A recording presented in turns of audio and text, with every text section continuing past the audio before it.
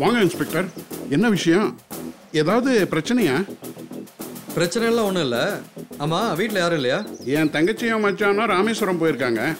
என் மாப்பிள்ளையும் அவர் ஒய்ஃபும் மயிலாப்பூரில் தனி கொடுத்தனும் இருக்காங்க. உங்களுக்கு என்ன வேணும்? யாரை பார்க்க வந்திருக்கீங்க? உங்களை தான் பார்க்க வந்தேன். என்ன பார்க்கவா? என்ன சார் சொல்கிறீங்க? உங்ககிட்ட இருந்து எனக்கு சில தகவல் தேவைப்படுது. என்ன தகவல்? எனக்கு ஒன்றும் தெரியாதே. தெரிஞ்சதை சொல்லுங்கள், அது போதும். எதை பற்றி சொல்கிறீங்க? விஷாலியை பற்றி. என்ன பேரை கேட்டது ஷாக் ஆயிட்டீங்க? அதெல்லாம் ஒன்றும் இல்லையே. விஷாலியை பற்றி நான் என்ன சொல்லணும்? விஷாலியை நீங்கள் எதுக்கு தாயம்மான்னு கூப்பிட்டீங்க? அது நான் தாயம்மான்னு கூப்பிடவே இல்லைங்க. போய் சொல்லாதீங்க. விஷாலியை பார்த்து தாயம்மான்னு கூப்பிட்டது விஷாலி என்கிட்ட சொன்னா. இல்லை, நான் எதையோ சொன்னதை அந்த பொண்ணு மாற்றி இந்த மாதிரி சொல்லியிருந்து உங்ககிட்ட. நான் தாயம்மான்னு சொல்லவே இல்லை. என்ன திருப்பதி, வயசுக்கு மரியாதை கொடுத்து பக்குவமாக விசாரிச்சா உண்மையை சொல்ல மாட்டார் போல இருக்க. என்ன பண்ணலாம்? வழக்கமாக என்ன பண்ணுவீங்க? போய் சொன்னவங்கள தரன்னு எடுத்துட்டு போய் ஸ்டேஷன்ல முட்டிக்கு முடி தட்டுவீங்களே, அந்த மாதிரி தட்டுங்க சார். ஐயா வாயிலிருந்து தானாவே உண்மை கொட்டும். அதுவும் கரெக்ட் தான். என்ன சார், ஸ்டேஷனுக்கு வரீங்களா? இங்க பாருங்க இன்ஸ்பெக்டர், நீங்க தேவையில்லாம என்ன மிரட்டுறீங்க. நான் எதுக்கு சார் போலீஸ் ஸ்டேஷனுக்கு வரணும்?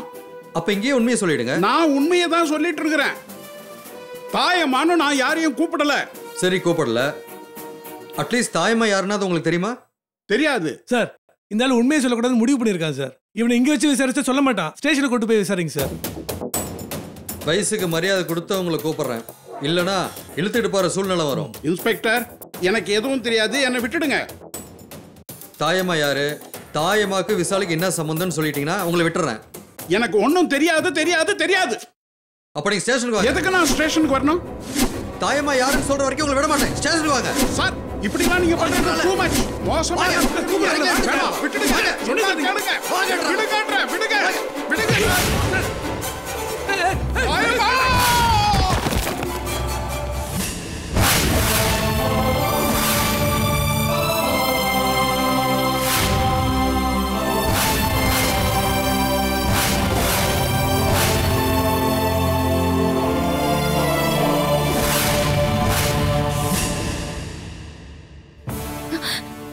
என்ன சொல்றீங்க?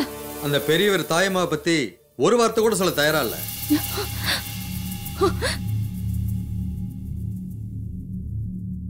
அவரை மிரட்டி உண்மையை வர வைக்கிறதுக்கு போலீஸ் ஸ்டேஷன் வாங்கன்னு பிடிச்சி இழுத்தேன்.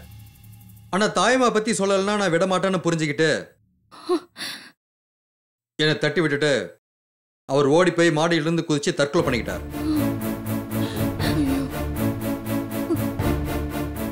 தாயம்மா நினைச்சு உங்களை ஃபாலோ பண்ண 2 பேர் கொல்லப்பட்டிருக்காங்க. அதுல ஒருத்தர் உங்களை கொல்றதுக்கு ஆள் ஏற்பாடு பண்ணியிருக்காரு. இப்ப என்னடானா, ஒருத்தர் தாயம்மா பத்தி சொல்ல வேண்டிய கட்டாயம் வந்ததும் தற்கொலையே பண்ணிக்கிட்டாரு. இதெல்லாம் வச்சு பாக்குறப்போ அந்த தாயம்மா சாதாரண மனுஷி இல்ல. தாயம்மா கிட்ட நிச்சயமா ஏதோ ஒரு பவர் இருக்கு.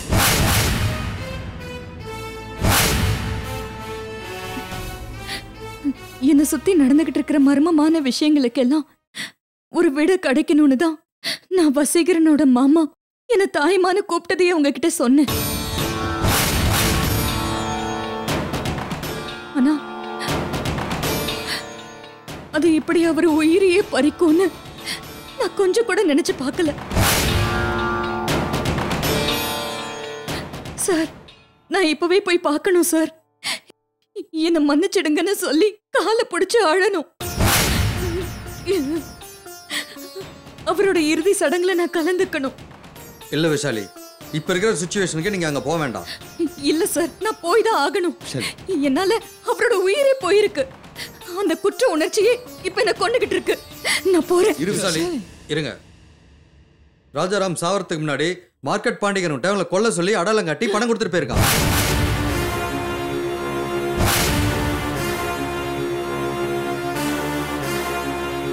என்ன சார் சொல்றீங்க? இது ராஜாராமுடைய கார் டிரைவர் சொன்னான். அதனால தான் நீங்க ரொம்ப ஜாக்கிரதையா இருக்கணும்னு சொல்றேன். நீங்க இந்த வீட்டை விட்டு எங்கேயும் வெளியில போக கூடாது. இந்த வீட்டுக்கு பாதுகாப்பா 2 கான்ஸ்டபிள்ஸ் இங்கேயே இருப்பாங்க. அவங்கள மீறி யாரும் உள்ள வர முடியாது. நீங்களே வெளியில போக கூடாது. எல்லாரும் எனக்கு கோஆபரேட் பண்ணுங்க.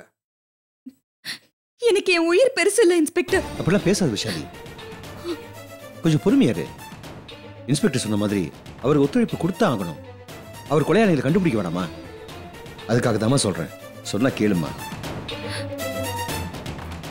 சரி, நான் புறப்படுறேன். வாங்க.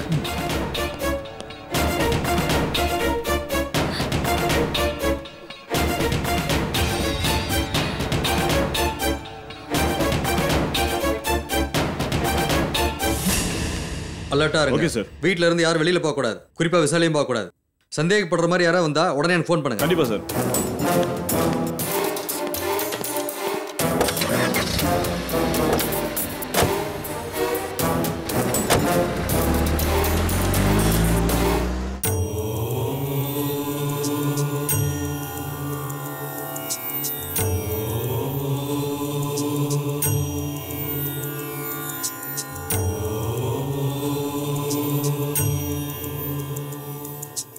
மருது, என்னடா சோழியெல்லாம் போட்டு பார்த்துட்டு இருக்க?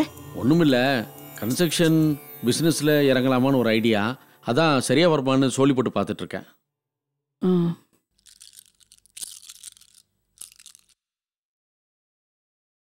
என்ன குருஜி, ஸ்டார்ட் பண்ணலாமா? லாபகரமாக இருக்குமா? சொல்றேன்.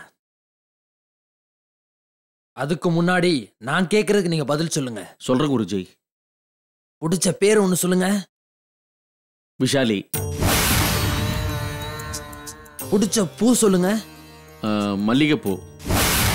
டக்குன்னு ஒரு நம்பரை சொல்லுங்க. 6. நம்பிக்கை ஆரம்பிங்க, எல்லாமே நல்லதா நடக்கும். ஆமா, விசாலின்னு ஒரு பேர் சொன்னீங்களே, அவங்க யாரு? அது என்கிட்ட வேலை பார்க்குற பொண்ணு. உங்க உறவுகளே நிறைய பேர் இருந்தோம், அவங்களையெல்லாம் விட்டுட்டு எதுக்காக உங்ககிட்ட வேலை பார்க்குற பொண்ணு பேரை சொன்னீங்க? அந்த பொண்ணு என்கிட்ட வேலைக்கு சேர்ந்ததுக்கு அப்புறம் தான் எனக்கு நிறைய நல்லது நடக்க ஆரம்பிச்சது. அதனால தான் அந்த பொண்ணு எனக்கு ரொம்ப பிடிக்கும். அந்த பொண்ணோட முகத்துல தெய்வம் குடியிருக்கணுமே. நல்ல செவந்த நிறம், மகாலட்சுமின்னு சொல்லுவாங்களே, அப்படி ஒரு அழகும் குணமும் கொண்டவ. நான் சொன்னது சரிதானே? ரொம்ப சரிங்க சாமி, அப்படியே பார்த்த மாதிரி சொல்லிட்டீங்களே. அவ வந்ததுக்கு அப்புறம் தான் உங்களுக்கு நல்லது நடக்குதுன்னு சொன்னீங்கல்ல, அவளை விட்டுறாதீங்க. அவ தான் உங்க பக்கத்தில் இருக்கிற தெய்வ சக்தி.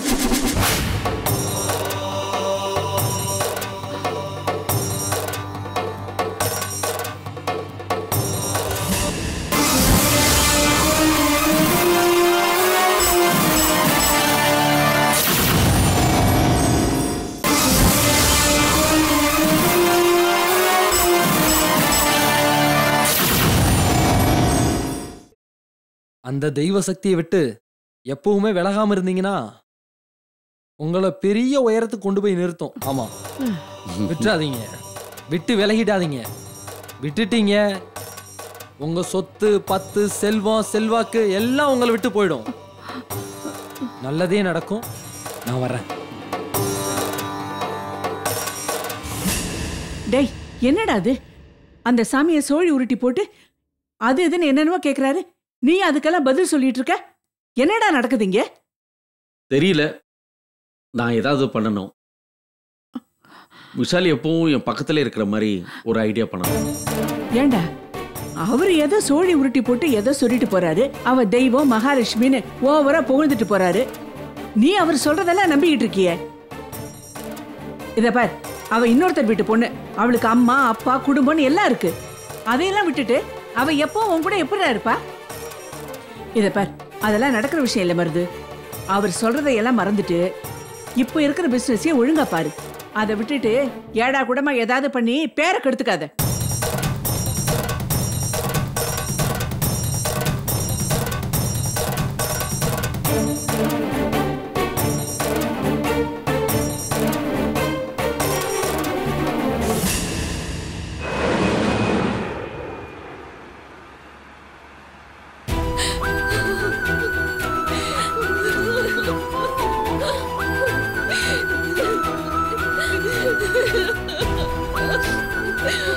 அண்ணே, எங்க அப்பாவோட கடைசி வரைக்கும் இருந்தது நீங்க தானே. என்னென்ன நடந்தது எங்க டாடி யார் கொன்னது? அதாம்மா நானும் உங்க அப்பாவும் விஷாலிங்கிற பொண்ணை பார்க்க போனோம்மா. யாரு? விஷாலி அம்மா. அந்த பொண்ணை மார்க்கெட் பாண்டிக்கு அடையாளம் காட்டுறதுக்காக கூட்டிட்டு போனாருமா. அப்ப என்ன நடந்தது? விஷாலியா மார்க்கெட் பாண்டிக்கு அடையாளம் காட்டிட்டு வீட்டுக்கு வந்துட்டு இருந்தோம்மா. அப்போ பாதி வழியிலேயே இறங்கிட்டு அப்புறம் நம்ம ஐயா நான் சிங்கப்பூர் போறதுக்குள்ள விஷாலியை கொண்டுட்டு சொல்லிட்டு இருந்தாருமா. அந்த பாண்டி போனதுக்கு அப்புறம் நம்ம ஐயா காருக்குள்ள உட்காந்து இருந்தாருமா. அதுக்கப்புறம் யாரோ துணி எடுத்து மூஞ்சில அழிச்சிட்டாங்கம்மா. அப்படியே நான் பயந்துட்டேம்மா. நான் கண்ணு முழிச்சு பார்த்தப்போ என் கை காலெல்லாம் கட்டி வச்சிருந்தாங்கம்மா. இன்ஸ்பெக்டர் வந்ததுக்கு அப்புறம் தான் நம்ம ஐயா இறந்து கிடந்த இடத்த போய் பார்த்தோம்மா.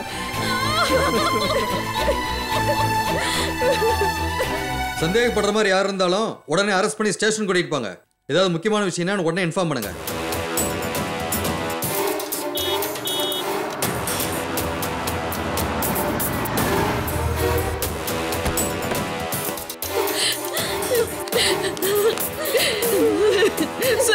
சார் இவங்க தான் அவங்களோட வைஃப், அவங்களோட பொண்ணு சார். சார் என் புருஷன் எங்க? அவர் எங்க வச்சிருக்கீங்க? உள்ள போஸ்ட்மார்ட்டம் நடந்துட்டு இருக்கு. ஐயோ ஐயோ, நீங்க அவசர அவசரமா ஓடி வந்தது எங்களை விட்டு போகத்தானா?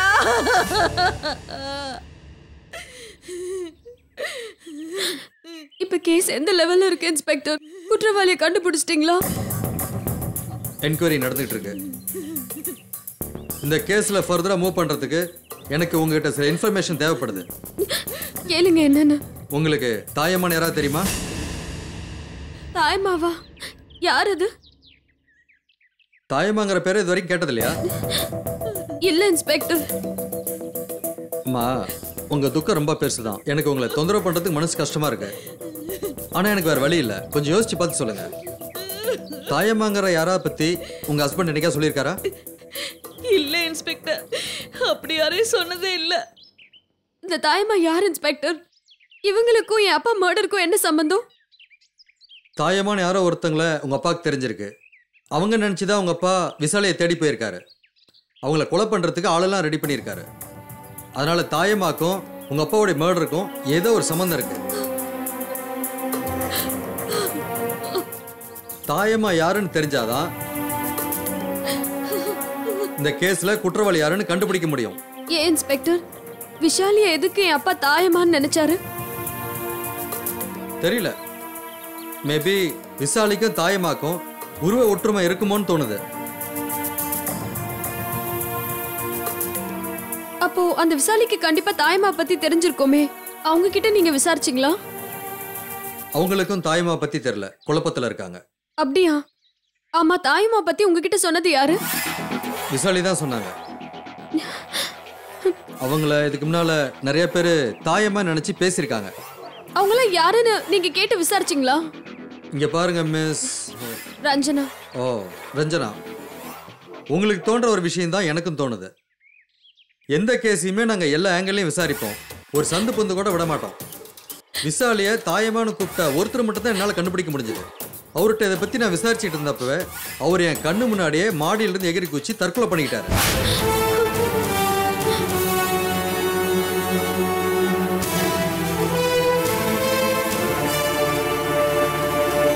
தாயம்மா பத்தி எந்த தகவலும் கிடைக்காம திகைச்சு போய் நின்றுட்டு இருக்கேன்.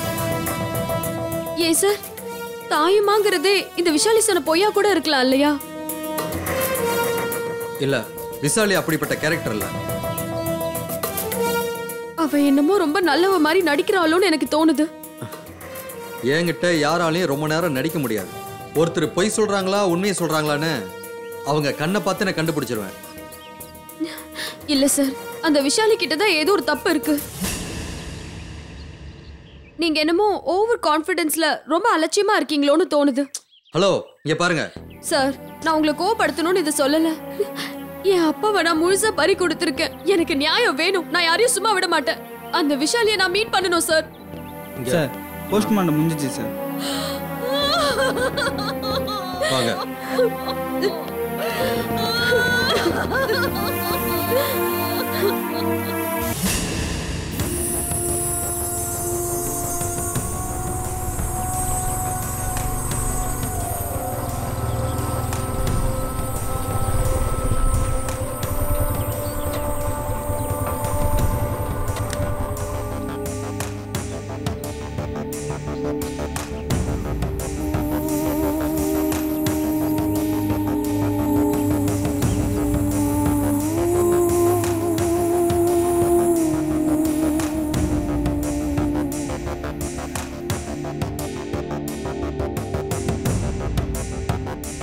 Good morning sir. நீங்கள் வர சொன்னதா மனோகர் எனக்கு ஃபோன் பண்ணி சொன்னார் சார். நீ என் உயிரை காப்பாற்றுற ஒரே காரணத்துக்காக தான் நான் உனக்கு வேலை போட்டு கொடுத்தேன். ஆனால் நீ வேலையை ஒழுங்கா பார்க்காம இஷ்டத்துக்கு லீவ் போட்டுட்டு இருக்கியாம, ஆஃபீஸில் கூட யாருக்கும் இன்ஃபார்ம் பண்ணுறது இல்லையாம, ஆத்திர அவசரத்துக்கு என்னாலே உன்னை காண்டாக்ட் பண்ண முடியல. என்ன நினைச்சிட்டு இருக்க நீ? இல்லை சார், அது வந்து இந்த பார், இப்போ கிட்ட காரணம் கேட்கறதுக்காக நான் வர சொல்ல. நீ இனிமேல் வேலைக்கு தேவையில்லை சார். நீ ஆஃபீஸ் போய் அக்கௌண்ட் செக்ஷனில் நீ வேலை பார்த்ததுக்கான சேலரி வாங்கிட்டு கிளம்பு. சார் சார் ப்ளீஸ் சார், அப்படிலாம் சொல்லாதீங்க சார். இல்லைப்பா, உனக்கு பர்சனல் வேலை அதிகமாயிடுச்சுப்பா, நீ அதை போய் பாரு. சார் நான் ஆஃபீஸ்க்கு வராமல் இருந்தது என்னுடைய பர்சனல் வேலைக்காக இல்லை, விஷாலிக்காக. சும்மா போய் சொல்லாத. நான் போய் சொல்ல சார். விஷாலியை கொல்றதுக்கு ஒரு கும்பலே அலைஞ்சிட்டு இருக்கேன். இந்த விஷயம் தெரிஞ்சு போலீஸ் இன்ஸ்பெக்டருக்கு உதவியா நான் அவரோட தான் அலைஞ்சிட்டு இருந்தேன். என்ன சொல்ற நீ? நிஜமாவா சொல்ற? ஆமாம்மா. சமீபத்தில் கொலை செய்யப்பட்ட ஆதிநாராயணனோட ஃப்ரெண்டு ராஜராமு விஷாலியை கொல்றதுக்காக மார்க்கெட் பாண்டின்ற ஒரு ரவுடியை ஏற்பாடு பண்ணியிருந்தாரு. அந்த ரவுடியை கூட்டிட்டு போய் தான் ராஜராம் விஷாலியை அடையாளம் காட்டியிருக்காரு.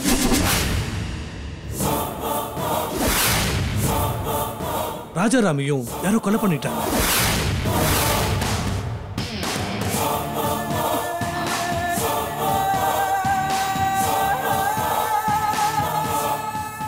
ரெண்டு கொலையும் ஒரே மாதிரி தான் நடந்திருக்கு.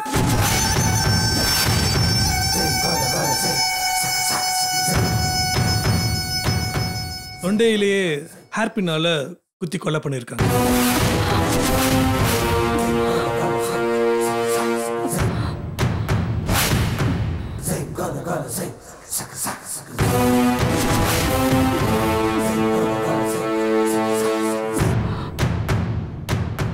போலீஸ் இப்போ மார்க்கெட் பண்ணி தேடிட்டு இருக்காங்க.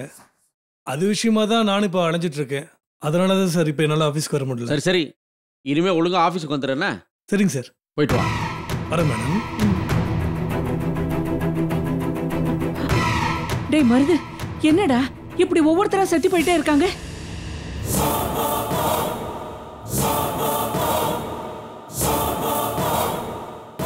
நீ வேற இஷ்டத்துக்கு உளறிட்டுக்காதுக்கா, எனக்கு நிறைய வேலை இருக்கு. ஐயோ,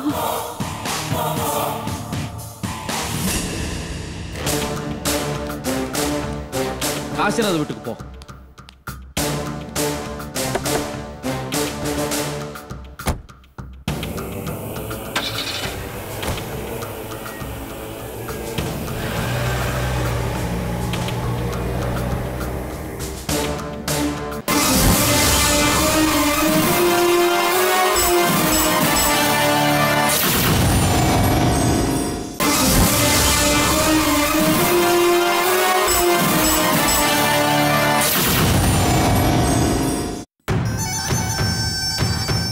நாராயணனை கொண்ட மாதிரி ராஜாராமே கொண்டுட்டா.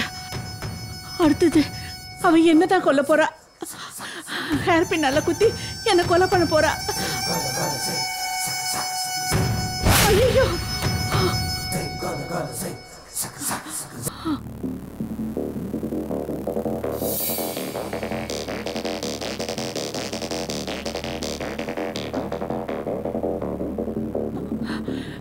தாயம்மா வேட்டையாட ஆரம்பிச்சுட்டா.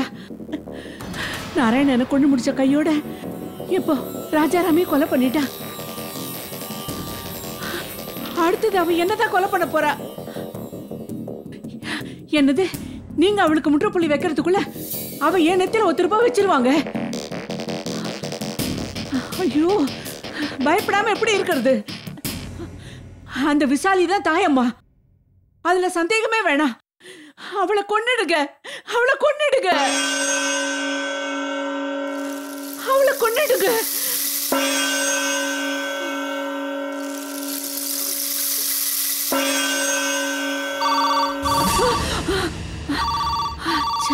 போனா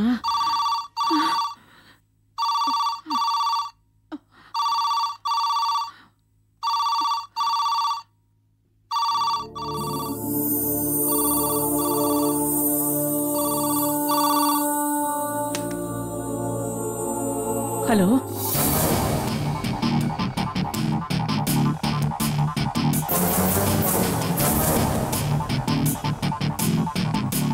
ஆமா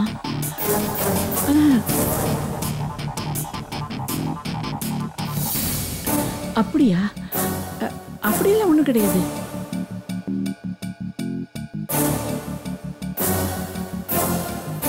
இல்லங்க, எனக்கு ஒண்ணும் ஆகாதுங்க. ஒண்ணும் வேணாம்.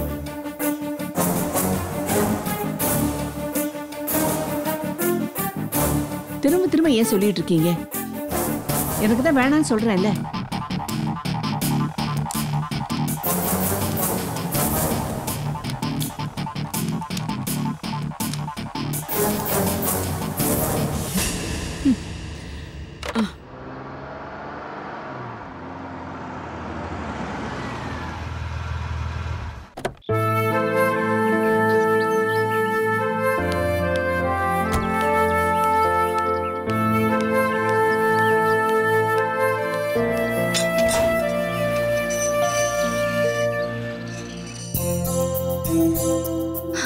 வாங்க சார். என்ன விஷாலி, நல்லா இருக்கியாம்மா? நல்லா இருக்கேன் சார். வாங்க. வாங்க சார், உட்காருங்க. எங்கம்மா காசி? அப்பா, அம்மா. வாங்க. ஏங்க வாங்க சார். என்ன சாப்பிடுறீங்க? அதெல்லாம் ஒண்ணு வேணாம்மா. வா காசி, உட்காரு. இருட்டு சார், பரவாயில்ல. நான் இங்க உன் முதலாளியா வரல, வெறும் மருதநாயகமா வந்திருக்கேன். எந்த ஃபார்மாலிட்டிஸ் கிடையாது, உட்காரு. என்னங்க சார் திடீர்னு? என்ன காசி, இப்ப பரவாயில்லையா? ரெகுலரா மெடிசன்லாம் எடுத்துட்டு இருக்கியா? எடுத்துட்டு தான் சார் இருக்கேன். உடம்புக்கு பரவாயில்ல, மனசுக்குள்ளதான் ஏகப்பட்ட பிரச்சனை. நானும் கேள்விப்பட்டேன் காசி. ராஜாராம் ஒருத்தன் எவனையும் ரவுடி கூட்டிட்டு வந்து விஷாலிய அடையாளம் கட்டிட்டு போனானா, கடைசியில் அவனையும் யாரோ கொண்டுட்டாங்களாமே. இதெல்லாம் உண்மையா காசி? எங்களை சுத்தி என்னென்னமோ நடக்குதுங்க. கொஞ்ச நாளாவே எங்க யாருக்குமே நேரமே சரியில்லை. ஒருத்தர் மாத்தி ஒருத்தர்னு பிரச்சனை வந்துகிட்டே இருக்கு. முதல்ல இவரை யாரோ கார் ஏத்தி கொல்ல பார்த்தாங்க. இன்னும் நாங்க அந்த அடியில இருந்து மீளவே இல்லை. அதுக்குள்ள விஷாலிய கொல்ல யாரோ திட்டம் போட்டு வந்திருக்காங்க. நாங்க என்ன பாவம் பண்ணோம்? ஏன் இப்படி எல்லாம் நடக்குது? எங்களுக்கு ஒண்ணுமே புரியல. போலீஸ் என்ன சொல்றாங்க? தீவிரமா விசாரிச்சுட்டு தான் இன்ஸ்பெக்டர் சொன்னார் சார்.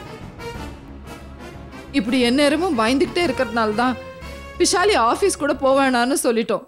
இவளுக்கு ஆபத்து எங்க இருந்து வருது, எப்படி வருதுன்னு யாருக்குமே ஒண்ணுமே புரியல. அதனால்தான் இவளை வீட்டை விட்டு எங்கேயுமே வெளியிலேயே அனுப்புறது இல்ல. சொல்றேன்னு தப்பா எடுத்துக்காதீங்க. விஷாலிக்கு இந்த வீடு கூட பாதுகாப்பு கிடையாது. ஏன்னா அந்த ராஜாராமன் எவனையோ ரவுடியை கூட்டிட்டு வந்து இந்த வீடு அடையாளம் காட்டிட்டு போயிருக்கான். அத நினைச்சதாங்க மனசு கடந்து பக்கு பக்குன்னு அடிக்குது. அம்மா, எதுக்குமா இப்படி பயந்துகிட்டு இருக்க? இல்ல விஷாலி, இது நியாயமான பயம்தான். எந்த அம்மாவுக்கு ஏற்படுற பயம்தான். அவங்கள தப்பு சொல்லாத. ஏன் காசி, இவ்வளவு ஆபத்தான சூழ்நிலை வச்சுட்டு விஷால உன்னால எவ்வளவு நாளைக்கு காப்பாற்ற முடியும்னு நினைக்கிற? என் உயிர் இருக்க வரைக்கும் சார். நீ உன் பொண்ணு மேல இருக்கிற பாசத்துல பேசுறே தவிர பிராக்டிக்கலா பேசவும் இல்லை, பிராக்டிக்கலா யோசிக்கவும் இல்லை. அப்படி யோசிச்சிருந்தா இந்நேரம் விஷாலிய வேற ஒரு பாதுகாப்பான இடத்துக்கு அனுப்பி வச்சிருப்பேன். என் வீட்டை விட என் பொண்ணுக்கு வேற இடம் பாதுகாப்பா இருக்கும்னு எனக்கு தோணல சார். ஏன் காசி, என் வீடு இல்லையா?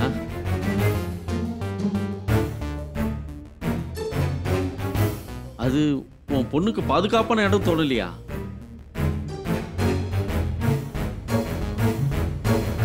என்ன மீறி என் வீட்டுக்குள்ள ஒரு ஈக்காக்க நுழைஞ்சிட முடியுமா சொல்லு? இல்ல சார், அது அது இது எதுவும் சொல்ல வேணாம். விஷாலை என் வீட்டுக்கு அனுப்பி வை. இல்ல சார், உங்களுக்கு ஏன் கஷ்டம்? இதுல ஒரு கஷ்டமும் இல்லம்மா. இல்ல சார், இங்க போலீஸ் பாதுகாப்புலாம் போட்டிருக்காங்க. இந்த போலீஸ் பாதுகாப்புலாம் எத்தனை நாளைக்கு இருக்கும்னு நினைக்கிறேன்? ஒரு நாள் 2 நாள் இருக்கும். அடுத்த கேஸ் கிடைச்சா அவங்க பாட்டு போயிடுவாங்க. ஆனா விஷாலிக்கு ஏற்பட்ட ஆபத்து அப்படி இல்லையே. அது எங்களால விஷாலிய பிரிஞ்சு இருக்க முடியாது. அவளை பார்க்கலன்னா எங்களுக்கு எதுவுமே ஓடாது. உங்களை யாரும் உங்க பொண்ணை பார்க்க வேணாம்னு சொன்னது? எப்பெல்லாம் பார்க்கணும்னு தோணுதோ அப்பெல்லாம் தாராளமா வந்து பார்த்துட்டு போங்க.